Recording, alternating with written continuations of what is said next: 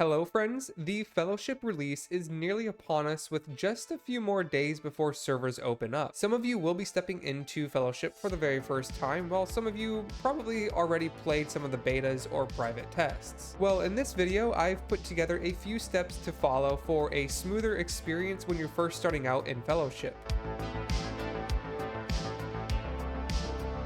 The first thing you should do is actually something you can start doing today. Figure out which role you want to play and research the heroes in that respective role. Fellowship follows the Holy Trinity, so there are tanks, healers, and DPS characters. Tanks will have the responsibility of pulling mobs and setting the pace in general for the rest of the group throughout the dungeon. You will be responsible for stringing enemy groups together to form massive groups of enemies for the rest of your party to cleave down. The tricky part will be finding the right balance for you and the rest of the party to survive. Healers sustain the group through all the damage that will be going out. Healers do not have any interrupts, so they can't quite help control enemies like the other two roles. Instead, healers have a dispel ability that can be used to remove powerful effects from players. At the same time, damage matters, so healers are going to have to learn how to balance healing the group and dealing damage. Finally, DPS are responsible for dispatching enemies. You will also be responsible for interrupting and controlling enemies to reduce the amount of damage that's being dealt to your group. I would recommend trying to pick at least one character to play from each role, so that way you're more versatile.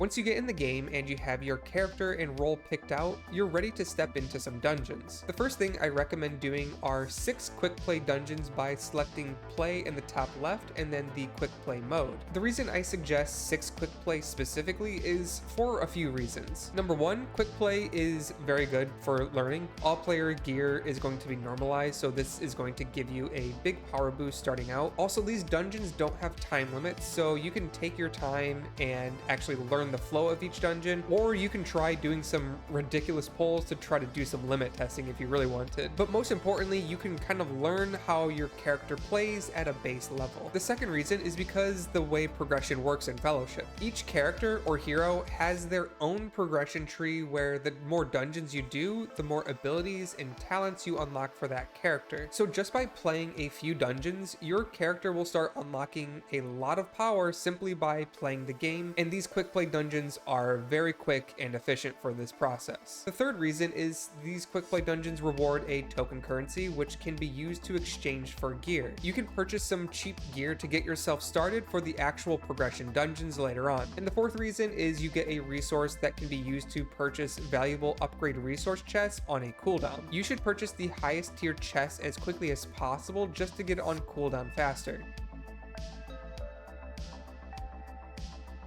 After you've completed enough quick play dungeons to kind of round out the rest of your gear and unlock some abilities, you're ready to actually start exploring some of the challenger leagues. The first league you'll have access to is called Contender, and to enter these dungeons simply select play in the top left and then select challenge. If you're playing solo, queuing will pair you up with other random players around your item level, and it'll suggest 3 dungeons to choose from. The 3 dungeons will have different difficulty levels, and your group will vote on which dungeon to take on. If you're queuing with a full party, including a random party that you might have already completed a dungeon with, you can select specific dungeons and difficulties regardless of what your item level is. The goal when you start running these contender dungeons is to get to level 6 dungeons where you can comfortably complete them so you can efficiently farm for gear. To help you get to this point, you can use gold to upgrade green gear, but I wouldn't really recommend upgrading past item level 60.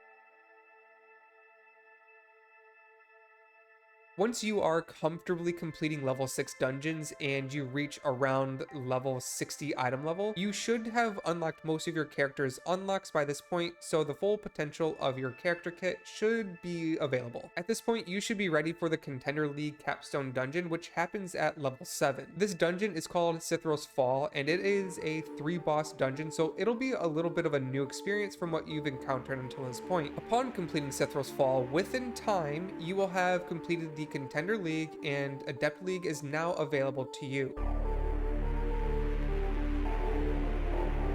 Once you start running adept level dungeons, you'll acquire blue gear. This gear has a higher base level and a higher item level cap. At this point, you'll start the process fresh where you try to run adept dungeons 1 through 3 just to farm gear and replace most of your greens. You'll slowly work your way up, comfortably clearing level 6 adept dungeons until you have reached a minimum item level of, I would say, 110. At that point, you're ready to take on the adept capstone dungeon, which is called Heart of Tuzari.